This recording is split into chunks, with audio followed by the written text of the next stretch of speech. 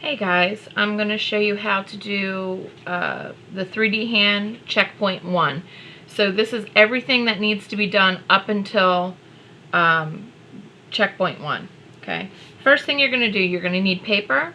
You're going to need some sort of straight edge, so either a ruler or you can take a piece of paper and fold it in half and then in half again long ways.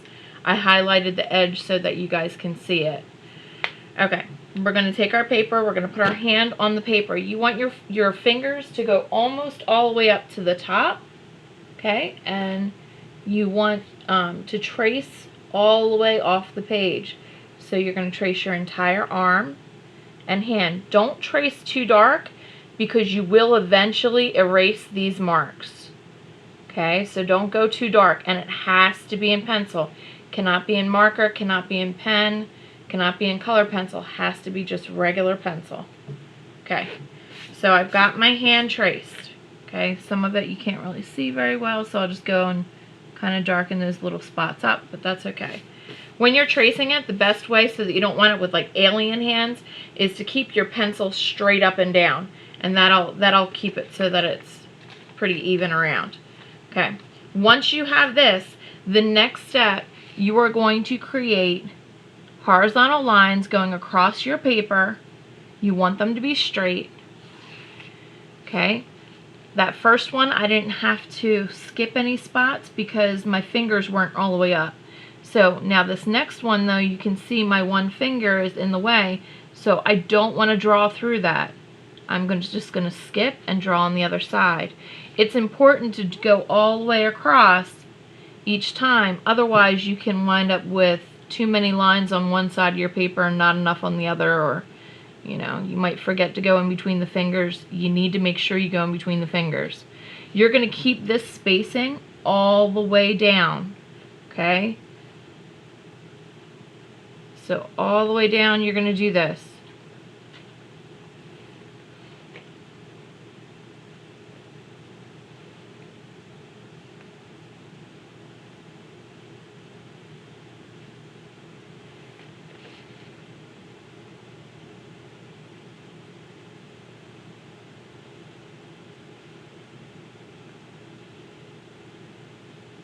I'm going to keep going all the way down.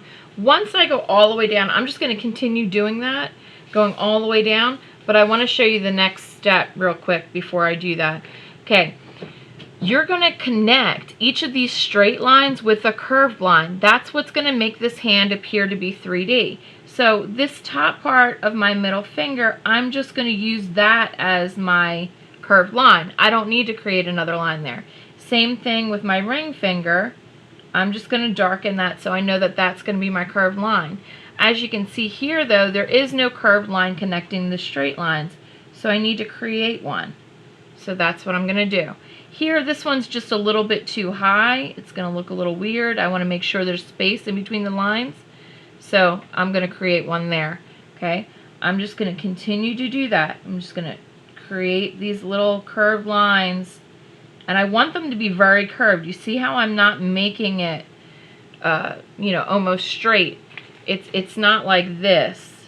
I'm going all the way up like that, because the more curved you make your line, the more three-dimensional your hand is going to look like in the end. And we really want it to pop out from the page. And the thing that's going to make that happen is these curved lines, which is perfect since the element of art that we're focusing on right now is line. So I show you how you can make something appear 3D just by using straight and curved lines. Okay, so you can either do it like that, where you kind of take a break and then go back to your straight lines if you want. Some people like to do their curved right away. So my pinky finger, I'm going to use that. Okay, ring finger, I need to create another one. Middle finger, I need to create another one. And pointer finger, I need to create another one. Okay, all the way down we're going to do this.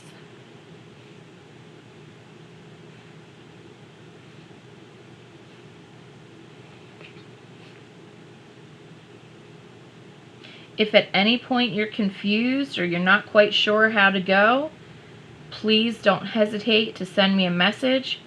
With all this online learning, it's kind of difficult. I know that you will have class with me, so I should be able to help you if you're struggling. But with, 20-some to 30-some students in the class, I want to make sure that even my shy kids get their questions answered. Okay, now you see that how there was no straight line, and I just kind of created those like areas for the knuckle. Okay, that can be a little confusing, so if you get stuck on that part, let me know and I will help you. Alright, so you got to be careful of the thumb here. Alright, so right here, see how the straight line would be below where the separation is. So we're not going to do that. I'm just going to do this.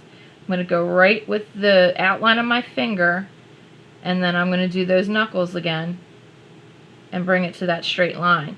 Okay? And then I'm going to use the top part of my thumb there. Okay, next part. This part always confuses people because they think that they need to start changing the angle of your curved lines, but that's not the case. You want to keep that angle the same. You're not going to start curving them this way just because of the thumb. We want to keep them straight across. So right here, I'm going to come up and back down to my straight line, and right here where the thumb is, I'm going to curve up and down where the straight line is. Okay, so straight line there, straight line in between where the thumb, the space between the thumb and your palm. Okay, we're going to do the palm of the hand, go up. We want this to be nice and curved because again, the more curved it is, the more three-dimensional it's going to look in the end. Okay. Straight line. Straight line. If some of you are wondering why I'm not using a ruler, you can absolutely use a ruler. I just know that some of my students won't have rulers, so I want to show you what to do if you don't have a ruler. So that's why I'm using this straight edge. Okay. Straight line. Make sure you're drawing on the paper. Straight line. Curve up. And back down to your straight line. I know it looks a little weird right now. Once we're done all these straight lines and curved lines, we're going to go back and erase all of the original tracing. So what that means is once we're done doing this all the way down, we'll eventually go and erase all these, what I call the side lines. All these side lines. And all you're going to be left with is the straight and the curved. Okay?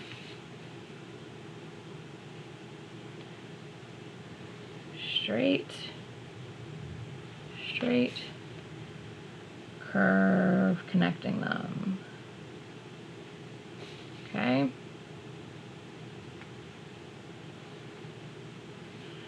And it's pretty easy when it gets down to the wrist because it's just one curved line in between two straight lines. So it makes it kind of simple. It's not too complicated like the fingers were, or, where your fingers meet your palm. That always gets a little bit more complicated. The most important thing to remember is that you have to draw both lines. If you don't draw the line over here and over here, I can guarantee you're going to get mixed up and you will lose track of, what line connects to the other line. I've seen it happen so many times, and then when you go to color it, it's going to be wrong. And there really isn't anything I can do except for to tell you to start over if that happens. Okay? So to avoid having to, do all the work over again, you want to try to get it right the first time. So if you do it just the way I'm doing it, where you're doing straight line, and then connect with the curve, you should be good. You should have the even amount of lines, and you won't have to worry about it not lining up when you go to color. Okay. So, as I'm nearing the bottom of this page, like I said, the next step that I'm going to do is I'm going to erase all of the sidelines, okay? So when I erase all those sidelines, once I do that, then all of my lines are done and my checkpoint 1 is complete. I will then take a picture of it, and I will, if I was you, I would submit it. Obviously, I don't need to submit it, except for I'm going to submit this as an example for you as far as what you need to have completed. But for you, you're going to need to submit it for your grade. So you're going to, once you've completed and gone all the way down to the bottom, sorry, picked up a little dust. And even though this one's a little bit bigger than the rest of them, I'm just going to leave that, and that's going to be my end. Okay? So the next step, like I said, is to take your paper and erase all the sidelines so that all you're left with are your straight and your curved lines. Okay? That even is going to be the case for the top of this finger, because I decided not to use the tip of my finger for that one. It was too close to the other line. I wanted to make sure there's enough space, because when I go to color this, I'm going to color all of this one color, and then the next line will go up and it'll go in there and it'll go, okay, and it'll all be one color. So I'll show you that for the final. I'll do another video showing you how to color it, but I just wanted to kind of illustrate. You need to make sure you go through and erase all of your sidelines, even the in between your fingers. Those need to be erased. Okay. Down here needs to be erased.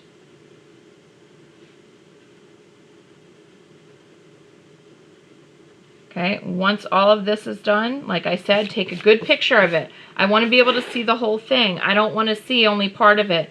I need to be able to see your entire picture, and it should not be blurry. If your picture is blurry, then you need to take another picture of it. In the beginning, I'll let you know, hey, I can't see your project, it's blurry, and you'll need to take a new picture. But eventually, you're going to be responsible for taking those good pictures, and if you don't, it's going to affect your grade. Okay? So at first, I'm going to let you know, hey, the picture's not good enough, I can't see your project, you need to take another picture of it for me.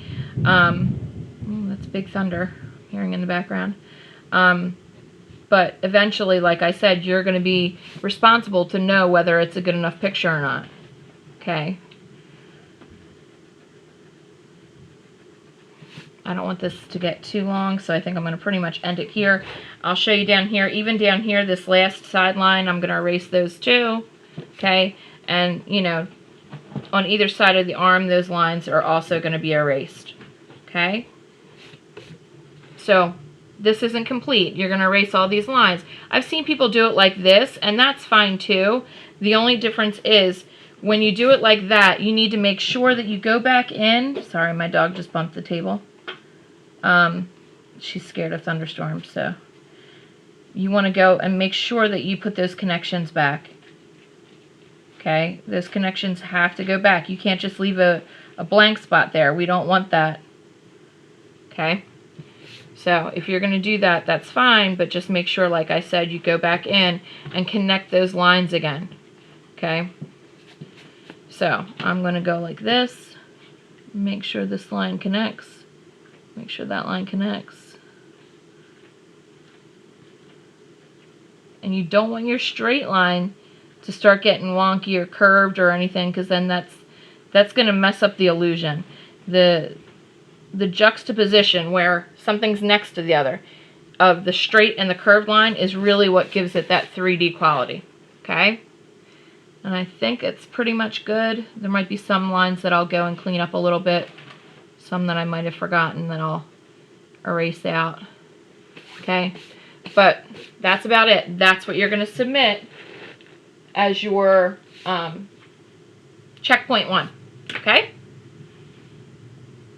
Good luck, and let me know if you have any questions.